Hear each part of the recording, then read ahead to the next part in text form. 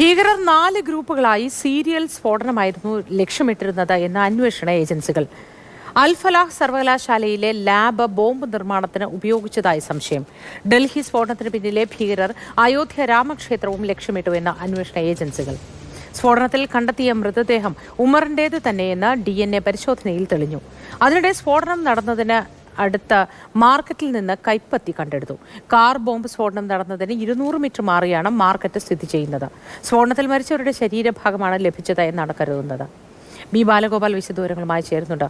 ബാലഗോപാൽ, നിർണായകമായ ഒരുപാട് വിവരങ്ങൾ ഈ ഘട്ടത്തിലൊക്കെ പുറത്തേക്ക് വരികയാണ്.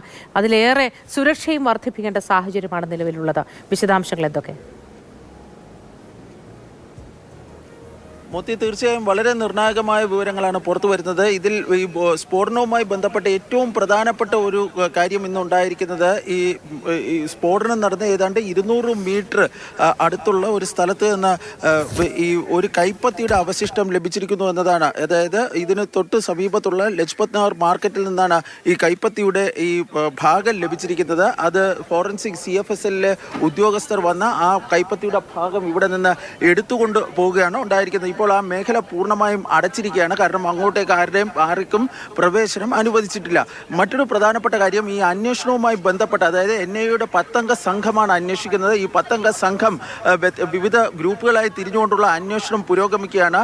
വളരെ സുപ്രധാനമായ ചില വിവരങ്ങൾ ഈ അന്വേഷണവുമായി ബന്ധപ്പെട്ട് ഈ ഘട്ടത്തിൽ ലഭ്യമായിട്ടുണ്ട്. അതിൽ ഏറ്റവും പ്രധാനപ്പെട്ടത് ഇവരുടെ, അതായത് ഈ ഭീകരരുടെ ഈ പേഴ്സണൽ ഡയറിയും മറ്റും ഈ അന്വേഷണ ഉദ്യോഗസ്ഥർക്ക് ലഭിച്ചിട്ടുണ്ട്. അതിൽ നിന്ന് മനസ്സിലാകുന്നതനുസരിച്ച് രാജ്യത്തിൻ്റെ വിവിധ ഭാഗങ്ങളിൽ ഇവർ ഭീകരാക്രമണം നടത്തുന്നതിന് പദ്ധതി ഇട്ടിരുന്നു എന്നാണ് ലഭിക്കുന്ന വിവരം. 4 സംഘങ്ങളായി തിരിഞ്ഞുകൊണ്ട് രാജ്യത്താകമാനം ഒരു സീരിയൽ ബ്ലാസ്റ്റ് നടത്തുന്നതിനുള്ള ഒരു ശ്രമമാണ് ഈ ഭീകരരുടെ ഭാഗത്ത് നിന്നുണ്ടായിരിക്കുന്നത് എന്ന വിവരങ്ങളാണ് ഇപ്പോൾ ലഭ്യമാകുന്നത്.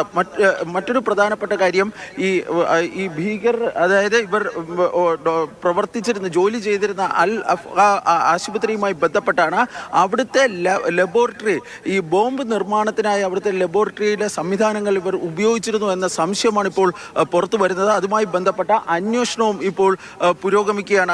ഏതായാലും നിർണായകമായ ഘട്ടത്തിലേക്ക് ഈ അന്വേഷണം ഇപ്പോൾ കടക്കുകയാണ്. ഇപ്പോഴും ഈ സ്ഫോടനം നടന്ന സ്ഥലത്തേക്ക് അവിടുത്തെ CFSL ഉദ്യോഗസ്ഥരുടെ മറ്റും പരിശോധന നടക്കുകയാണ്. കാരണം ആ ഏരിയ പൂർണ്ണമായും കോർഡൺ ഓഫ് ചെയ്തുകൊണ്ടുള്ള ഈ പരിശോധനകളും അന്വേഷണങ്ങളുമാണ് പുരോഗമിക്കുന്നത്. വളരെ നിർണായകമായ അന്വേഷണങ്ങൾ പുരോഗമിക്കുകയാണ്. അന്വേഷണ ഏജൻസിയുടെ ഭാഗത്ത് നിന്ന് സജീവമായ ഇടപെടൽ ഉണ്ടാവുന്നുണ്ട്. സുരക്ഷയും അതീവ ശക്തമാക്കിയിട്ടുണ്ട്. ബി ബാലഗോപാലാണ് വിശദവിവരങ്ങൾ പങ്കുവച്ചത്.